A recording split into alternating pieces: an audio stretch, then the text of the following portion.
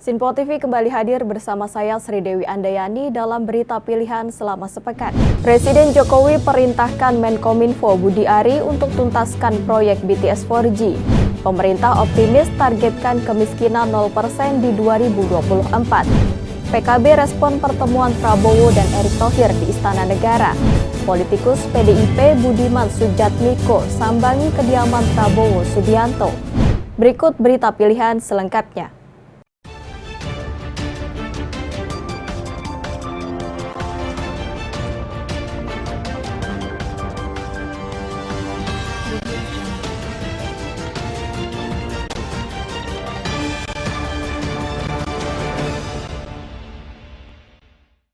Resmi dilantik menjadi Menteri Komunikasi dan Informatika, Budi Ari Setiadi diberi amanat oleh Presiden Joko Widodo untuk segera menuntaskan proyek BTS 4G Kominfo. Presiden Joko Widodo resmi melantik Budi Ari Setiadi jadi Menteri Komunikasi dan Informatika menggantikan Johnny G. Plate yang tersandung kasus korupsi.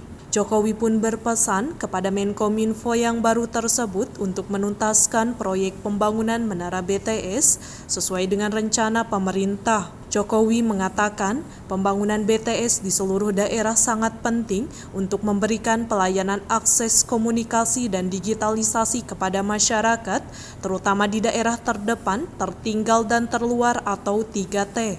Kita ini hanya punya waktu yang sangat pendek.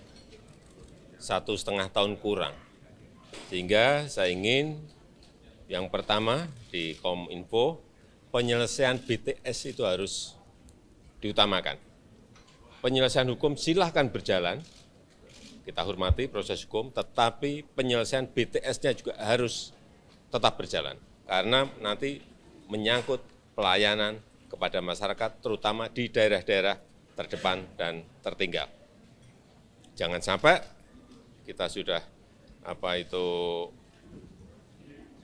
ada peristiwa hukum, BTS-nya juga terbengkalai. Ini yang saya nggak mau, tugas beratnya di situ. Kemudian yang kedua, kecepatan perubahan dunia ini sekarang ini sangat ditentukan oleh ICT. Oleh sebab itu, ini juga kita perkuat dengan wamen agar yang berkaitan dengan kedaulatan data, yang berkaitan dengan artificial intelligence, yang berkaitan dengan frekuensi, yang berkaitan dengan satelit, semuanya bisa segera dirampungkan dan dituntaskan. Dan juga akan kita bantu lagi, Mas Wamen, kita bantu lagi dengan Satgas. Memang kita waktunya sangat mepet sekali. Ya, ada Satgasnya juga nanti. Dari Jakarta, tim liputan melaporkan untuk Sinpo TV. Menteri Sosial Tri Risma hari ini melakukan peninjauan ke Sentra Pangudi Luhur, Bekasi, Jawa Barat. Peninjauan dilakukan untuk memastikan berbagai pelayanan dan fasilitas yang disediakan berjalan dengan baik.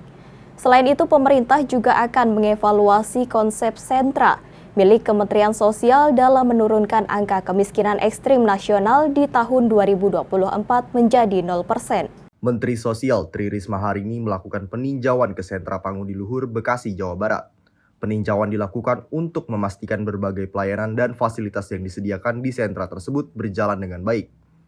Dalam tinjauannya ini, Risma menjelaskan bahwa kantor staf kepresidenan juga melakukan evaluasi terhadap konsep sentra milik Kementerian Sosial dalam rangka menurunkan angka kemiskinan ekstrim nasional di tahun 2024 menjadi 0%. Senin siang bersama tenaga ahli utama kantor staf presiden Abraham Wirotomo dan sosiolog Universitas Indonesia, Imam Budi Darmawan Prasojo, mengecek berbagai kegiatan para penerima manfaat serta berbagai pelayanan dan fasilitas di Sentra Terpadu Pangudi Luhur, Bekasi, Jawa Barat. Tinjauan tersebut bertujuan untuk memastikan program pemerintah dalam menurunkan angka kemiskinan ekstrim menjadi 0% di tahun 2024 akan tercapai. Risma beserta rombongan berkeliling sentra untuk melihat berbagai kegiatan para penghuni sentra atau penerima manfaat sekaligus menyapa mereka.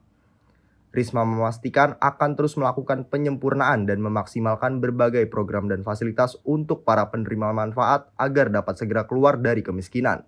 Kita akan penuhi kekurangan-kekurangan, misalkan kita akan tanam sendiri, kemudian memang tidak mudah mengajarkan karena mereka biasanya tinggal di suatu tempat yang tidak ada tidak ada aturannya ya, tidak ada, mereka hidup bebas begitu. Tapi kemudian kita transfer budaya yang luar biasa, tinggal di rumah susun. Tadi Prof juga mengkhawatirkan gimana soal kebersihannya, tapi alhamdulillah dilihat secara umum masih bisa terjaga. Nah, seperti itu yang harus kita latih. Jadi bukan sekedar mengajarkan mereka bagaimana mendapatkan pendapatan yang lebih, tapi juga mengajarkan perubahan budaya hidup untuk bisa lebih baik. Di sisi lain, tenaga ahli utama kantor staf Presiden Abraham Wirotomo optimis Indonesia dapat lepas dari angka kemiskinan ekstrim di tahun 2024.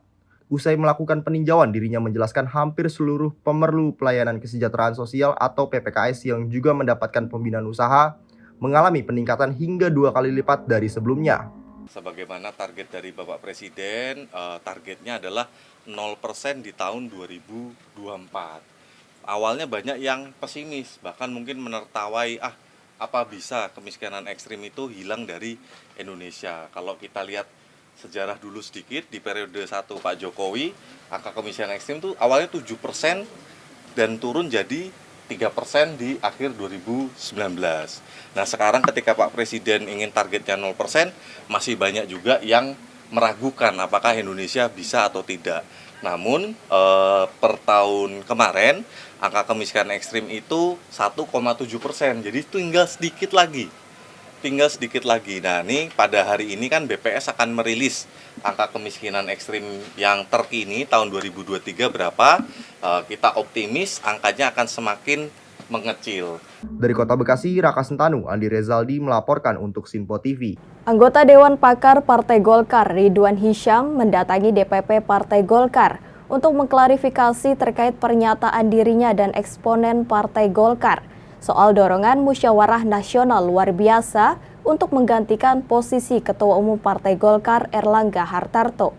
Anggota Dewan Pakar Partai Golkar Ridwan Hisyam memenuhi undangan DPP Partai Golkar untuk memberikan klarifikasi soal pernyataan dirinya dan beberapa politisi senior Partai Golkar terkait musyawarah nasional luar biasa atau Munaslup. Ridwan mengatakan dirinya tak pernah memiliki niat untuk menggantikan posisi Erlangga Hartarto melalui Munaslup, melainkan hanya menyampaikan harapannya agar Erlangga yang telah diberi mandat partai untuk maju sebagai Capres 2024 itu dapat segera membentuk poros baru dan mencari pendampingnya di Pilpres 2024. Lebih lanjut, Ridwan menilai isu Munaslup Partai Golkar tak perlu diributkan kembali. Baginya yang terpenting saat ini adalah bagaimana mendorong agar Erlangga mendeklarasikan dirinya sebagai Capres sebelum bulan Agustus 2023 berakhir. Saya ini konstitusional. Karir saya itu dari bawah, dari pengurus Golkar di Jawa Timur. Saat saya masih 30 tahun, umur 35 tahun, 36 tahun. Sekarang saya 65. Dari pengurus biro. Dan saya selalu konstitusional. Apa yang saya omongkan semua saya pertanggungjawabkan karena itu semua konstitusi partai. Ya itu jawabnya ya tadi. Dia bilang gimana kalau tidak Pak Erlangga tidak maju, terus tidak harus lewat Munaslup. Ya berarti kita melanggar konstitusi.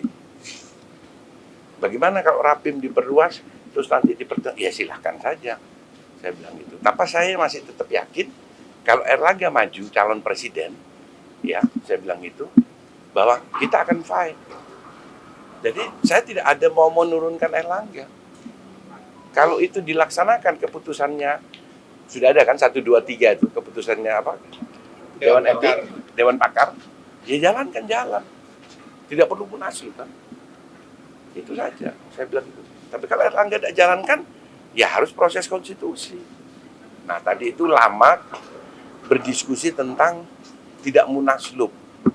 Dari Jakarta, Sri Dewi Andayani, Ahmad Amin melaporkan untuk Sinpo TV. Usai melakukan pertemuan selama 2 jam, Ketua Umum Partai Gerindra Prabowo Subianto mengaku banyak memiliki persamaan pandangan dengan politisi PDI Perjuangan Budiman Sujatmiko. Prabowo mengatakan keduanya banyak membahas persoalan bangsa salah satunya terkait tantangan global yang saat ini sulit dihadapi. Ketua Umum Partai Gerindra Prabowo Subianto mengaku banyak memiliki persamaan pandangan dengan politisi PDI Perjuangan Budiman Sujatmiko. Usai bertemu 2 jam di Kertanegara, keduanya banyak membahas persoalan, salah satunya terkait tantangan global saat ini yang sulit dihadapi. Ketua Umum Partai Gerindra Prabowo Subianto menerima kunjungan politisi PDI Perjuangan Budiman Sujatmiko di kediamannya di kawasan Jakarta Selatan pada Selasa malam. Prabowo mengaku terharu dengan kunjungan mantan aktivis tahun 98 ini. Keduanya melakukan pertemuan tertutup yang berlangsung hampir 2 jam. Prabowo mengatakan dirinya memiliki banyak persamaan pandangan dengan Budiman terkait berbagai hal. Keduanya memastikan akan terus menjalin hubungan silaturahmi dan komunikasi intens dengan tujuan persatuan. Saya sangat menghargai, saya sangat menghormati, saya terharu kedatangan Mas Budiman. Dan begitu kita bicara, ternyata banyak pemikiran kita yang sama. Ya, bahwa di tengah keadaan global seperti ini, tantangan-tantangan yang kita hadapi tidak ringan. Keberhasilan-keberhasilan kita masih dihadapi oleh cobaan-cobaan, tantangan-tantangan yang berat. Kita menghadapi kondisi geopolitik, persaingan antara negara-negara besar yang membawa dampak bagi kita. Perang di Ukraina membuat harga pangan naik di seluruh dunia, membuat harga BBM naik di seluruh dunia, membuat harga pupuk naik di seluruh dunia. Ya, jadi kita sudah menjadi bumi yang kecil sebetulnya, di mana satu sama lain saling berhubungan dan ada ketergantungan. Jadi pemikiran beliau bahwa kapal besar Indonesia, negara besar seperti Indonesia perlu suatu persatuan. Dari Jakarta, Andi Rezaldi Ahmad Amin melaporkan untuk Sinpo TV. Partai Kebangkitan Bangsa menanggapi soal pertemuan Presiden Jokowi dengan Prabowo Subianto dan Erick Thohir di Istana Bogor. Ketua DPP PKB Daniel Johan menilai pertemuan tersebut sebagai hal yang biasa dan mengatakan pihaknya tak khawatir jika dalam pertemuan tersebut turut membahas persoalan politik. Presiden Joko Widodo mengundang Menteri Pertahanan Prabowo Subianto dan Menteri BUMN Erick Thohir ke Istana Bogor beberapa waktu lalu. Pembahasan di dalam pertemuan ketiganya ini diketahui adalah untuk membahas persoalan industri pertahanan nasional Indonesia. Menanggapi hal ini, Partai Kebangkitan Bangsa menilai pertemuan tersebut wajar dilakukan antara hubungan presiden dengan para menterinya. Terkait apakah ada pembahasan politik di dalamnya, Ketua DPP PKB Daniel Johan menyebut pihaknya tidak masalah. Menurutnya silaturahmi serta pembahasan politik penting untuk terus dilakukan. Pertemuan tersebut kan sudah dijelaskan bahwa Pak Jokowi membahas dan memberikan arahan kepada Pak Prabowo dan Pak Erick Thohir untuk memajukan, membangkitkan industri pertahanan. Jadi tidak masalah. Kalaupun ada pembicaraan politik, PKB pun tidak ada masalah karena silaturahmi dan pembahasan komunikasi politik memang penting untuk dilakukan.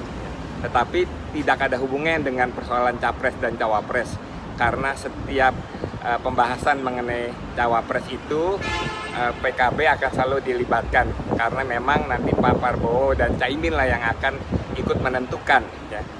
Nah, jadi PKB posisinya nyantai saja ya, tidak ada masalah sama sekali. Apalagi PKB itu memang menjadi partai yang mempunyai kekuatan yang ikut menentukan ya, di mana koalisi bergabung, PKB bergabung biasanya dan memang selama ini PKB akan selalu membawa kemenangan. Jadi PKB itu seperti gadis cantik yang selalu mendapat perhatian banyak pihak dan selalu dipinang oleh banyak pihak. Dari Jakarta, Andi Rezaldi melaporkan untuk Sinpo TV.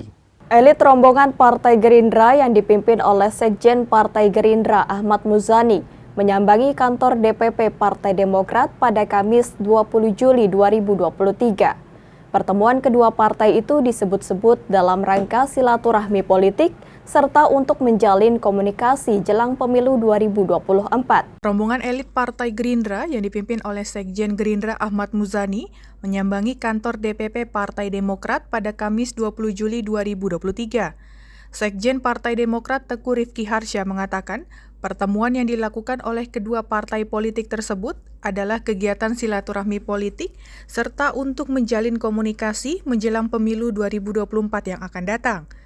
Teguh menyebut bahwa pertemuan hari ini merupakan pertemuan lanjutan dari pertemuan yang pernah dilakukan oleh Ketua Umum Partai Gerindra Prabowo Subianto dengan Ketua Majelis Tinggi Partai Demokrat Susilo Bambang Yudhoyono di Pacitan beberapa waktu lalu.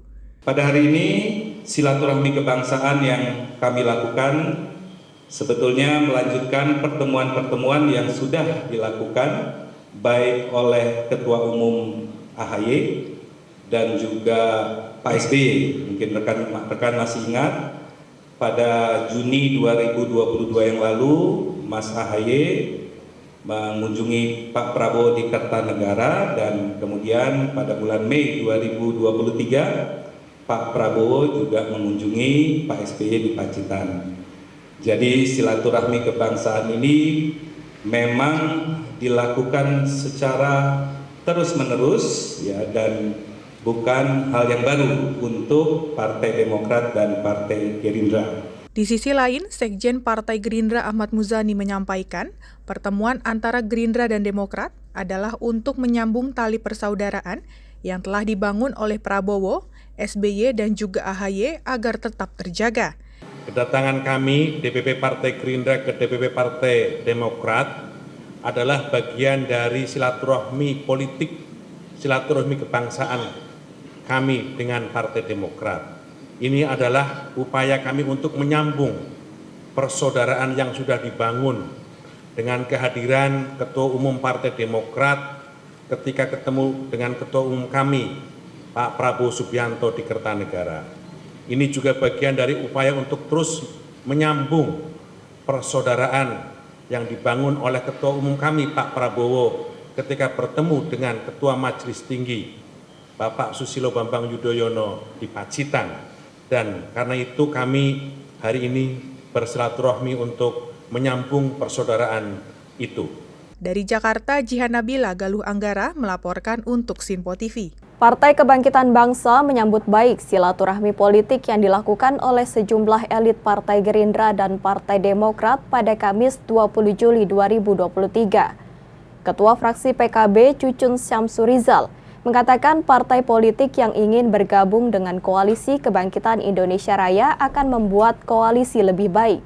Kamis siang, sejumlah pejabat teras Partai Gerindra mendatangi kantor DPP Partai Demokrat yang terletak di kawasan Menteng, Jakarta Pusat. Rombongan Partai Gerindra ini dipimpin oleh Sekjen Gerindra Ahmad Muzani dan disambut hangat oleh Sekjen Partai Demokrat Teguh Rifki beserta jajarannya saat tiba di DPP Demokrat. Menanggapi hal ini, rekan koalisi Gerindra yakni Partai Kebangkitan Bangsa menyambut baik silaturahmi politik keduanya. Ketua fraksi PKB Cucun Syamsurizal mengatakan pihaknya menyambut baik bagi partai politik yang ingin bergabung dalam Koalisi Kebangkitan Indonesia Raya. Sekarang siapapun mau bergabung dengan KIR, terima kasih semuanya. Ya, bukan hanya PAN, mau hanya Demokrat, semua kalau mau bergabung lebih baik. Dari Jakarta, Andi Rezaldi melaporkan untuk Sinpo TV. Menteri Pertahanan Prabowo Subianto melakukan kunjungan kerja ke wilayah Pangandaran pada Senin 17 Juli 2023. Dalam kunjungannya bersama mantan Menteri Kelautan dan Perikanan Susi Puji Astuti, Prabowo kembali diteriaki dan didukung maju menjadi Presiden 2024 mendatang oleh warga dan nelayan sekitar. Menteri Pertahanan Prabowo Subianto melakukan kunjungan kerja ke wilayah Pangandaran pada Senin 17 Juli 2023. Salah satu titik yang dikunjunginya adalah Susi International Beach Trip milik mantan Menteri Kelautan dan Perikanan Susi Puji Astuti. Di sela kunjungannya tersebut, Prabowo yang mengenakan seragam coklat disambut hangat oleh warga sekitar dan sempat melakukan swafoto bersama warga.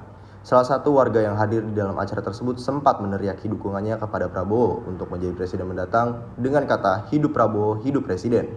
Prabowo tampak tersenyum atas antusias dan dukungan warga kepadanya. Tim Liputan melaporkan untuk Sinpo TV.